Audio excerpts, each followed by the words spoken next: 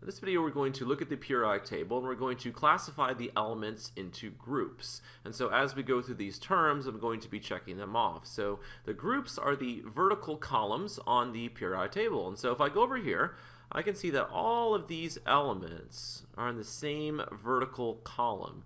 So all of these elements are in the same group, and we call this group 1. I can see that all of these elements are also in the same column, right? So all these elements are in the same group, and we call this group 2. I can continue labeling my groups. This would be group 3, 4, 5, 6, 7, 8, 9, 10, 11, 12, and then I go back up to here and I can see I have another vertical column, so group 13, 14, 15, 16, 17, and finally 18. So that's one way to number your groups. There is another way to number your groups, and that would be to say that group 1 is group 1A, group 2 is group 2A. And then kind of ignoring groups 3 through 12, continue on with your numbering system. So 1A, 2A, that would make this group 3A, group 4A, group 5A, group 6A, 7A, and finally 8A. And the second way of numbering your groups is useful when you're thinking about valence electrons.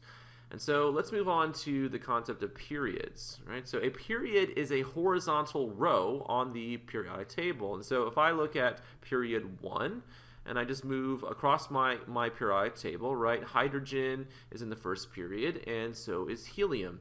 I move on to the second period, so lithium, beryllium, boron, carbon, nitrogen, oxygen, fluorine, and neon. And so I can continue with numbering my periods. So this would be period 3, 4, 5, and 6. Now notice I don't have the entire periodic table on this video.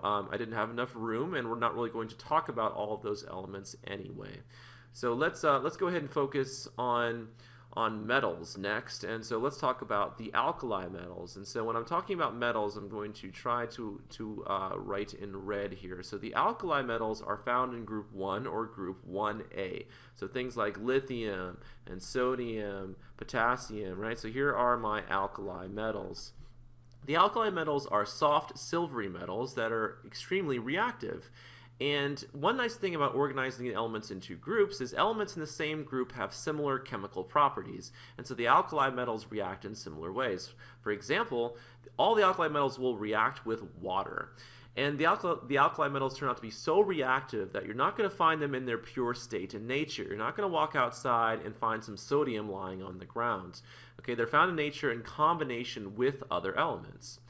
All right, let's talk about hydrogen, because hydrogen is also in group 1, but hydrogen is not an alkali metal. Hydrogen is a non-metal. So let me go ahead and draw that in green here. So I will represent non-metals in green. So hydrogen is the exception in group 1.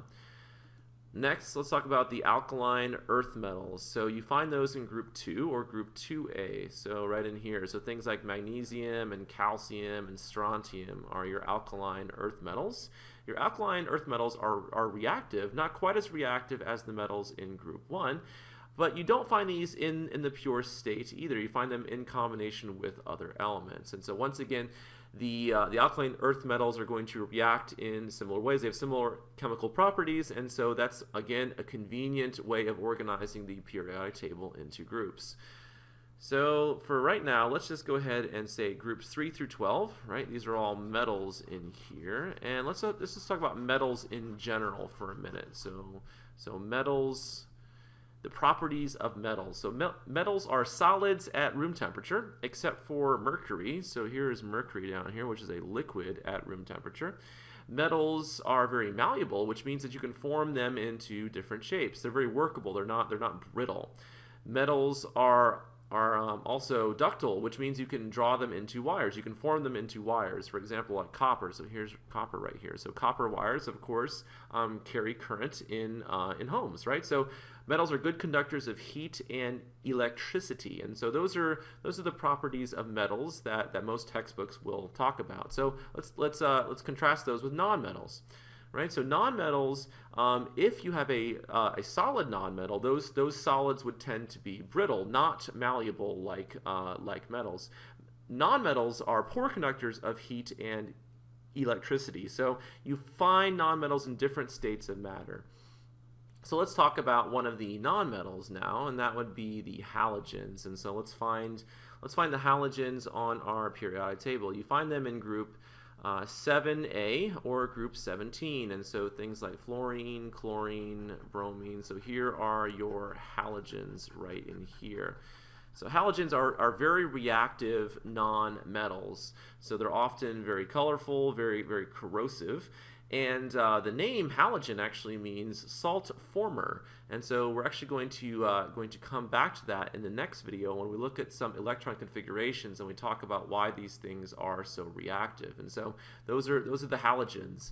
Next, let's find the noble gases. So the noble gases are found in group 8A or group 18. So some of these are very famous, like helium, neon, argon, krypton. All right, so here are your noble gases. They're colorless gases, and they're generally very unreactive. And so once again, we'll talk about why in the next video when we talk about some electron configurations. All right, so there are some other nonmetals on here, which I will identify in a minute. First, I want to talk about the fact that you pretty much find metals on the left side of the periodic table, right? So let me go back to the red color, and you can see, right, I have all these metals over here on the left side. And then for my nonmetals, right, in green, you're going to find those over here on the right side of your periodic table. And so the dividing line between those, let me go ahead and draw it in there. It's kind of a zigzag line. So let me see if I can sketch it in here. So the dividing line would go something like this. All right, so we're going to go a zigzag line down our periodic table. And some of the elements that you find on this zigzag line have properties in between those of metals and nonmetals, and we call those metalloids. So let's go ahead and talk about metalloids now. So metalloids, right, oid of course being like a metal, so it's similar to metals, but again the properties are in between those of a metal and a nonmetal. So some of the elements that are considered to be metalloids would be boron, right in here, so silicon, germanium, arsenic, antimony, tellurium, and sometimes you'll see acetine listed as one. So it depends on which textbook that you're looking in. So you can see that some of the elements along this zigzag line are considered to be metalloids, and there's no official one definition for which elements are considered to be metalloids, and so you might see a little bit of a discrepancy there for some of these elements. But in general, those are the ones that are considered to be metalloids, and silicon probably being the most famous one, right? So silicon is a semiconductor, right? So it's a metalloid, so it's like a metal, so it does conduct electricity, but not to the same extent that a metal would. And so these intermediate properties are sometimes useful. And so let's go ahead and mark some of the rest of these, right? So these would be some other metals, right?